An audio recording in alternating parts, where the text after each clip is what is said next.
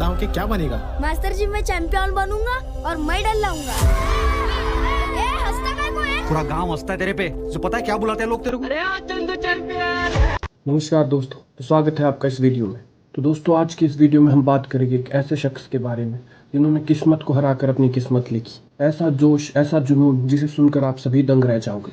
ये कहानी है महाराष्ट्र के एक महान व्यक्ति की जिनका नाम है मुरलीकांत पेटकर। बचपन से ही दोस्तों उनका सपना था कि वो भारत के लिए गोल्ड लेकर आएंगे और जोश और जुनून की तो मानो दोस्तों जैसे कोई कमी नहीं थी। इतनी सारी मुसीबत आने के बाद भी वो लाइफ में डटे रहे।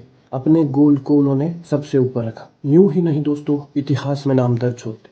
जोश और जुनून की ऐसी कहानी आपको इतिहास में कहीं ना कहीं जगह दे ही देती है। तो चलिए कहानी को शुरू करते हैं। तो दोस्तों जब भी वो बचपन में गोल्ड मेडल की बात किया करते थे तो उनका बहुत मजाक उड़ाया जाता था। लेकिन दोस्तों जब आप कुछ ठान लेते हो तो आपको कोई फर्क नहीं पड़ता लोग क्या कह रहे हैं। वैसे ही थे दोस्तों हमारे मुरलीकांत पेटकर। उन्होंने दोस्तों सिर्फ अपने गोल को हमेशा से प्रायोरिटी दी। उन्हें दोस्तों कोई फर्क नहीं पड़ता था कोई क्या कह रहा है।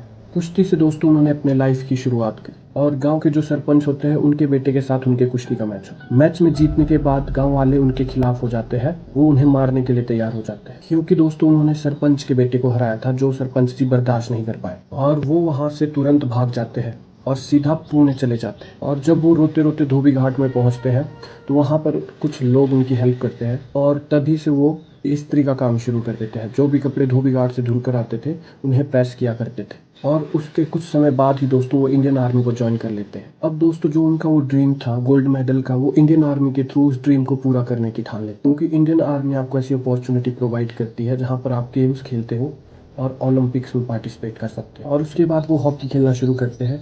हॉकी में वो बहुत अच्छे थे लेकिन किसी कारणवश उन्हें जो हॉकी की टीम थी उसमें एंट्री नहीं मिली और वो साइड में रो रहे होते हैं। तभी उनके कोच उनको जाकर सलाह देते हैं कि इसमें क्या रखा है, आप जाकर इंडिविजुअल गेम जैसे बॉक्सिंग में पार्टिसिपेट करिए और फिर गोल्ड मेडल जीतिए। और इस तरीके से दोस्तों वो बॉक्सिंग की शुरुआत करते हैं। तो जब दोस्तों आर्मी का इंटरनेशनल होता है जो जापान में बॉक्सिंग का, उसमें वो 17 फाइट्स जीते हैं लेकिन एक फाइट हार जाते हैं युगांडा वाले से। वहाँ पर वो सिल्वर मेडल जीतकर इंडिया वापस आते हैं। और जब दोस्तों वो वापसी इंडिया आते हैं उसके बाद वो कश्मीर जाने का डिसाइड करते हैं क्योंकि वो गांव तो नहीं जा सकते थे इस डर से कि गांव में शायद अभी भी लोग उनसे नाराज होंगे। और इस तरह से उनकी पोस्टिंग कश्मीर हो जाती है। अब दोस्तों सिचुएशन ऐसी आती है कि 1965 में इंडो पाक वॉर होता है और उस वॉर में उन्हें पूरी 9 गोलियां लगती है जिससे वो बेहोश होकर गिर जाते हैं।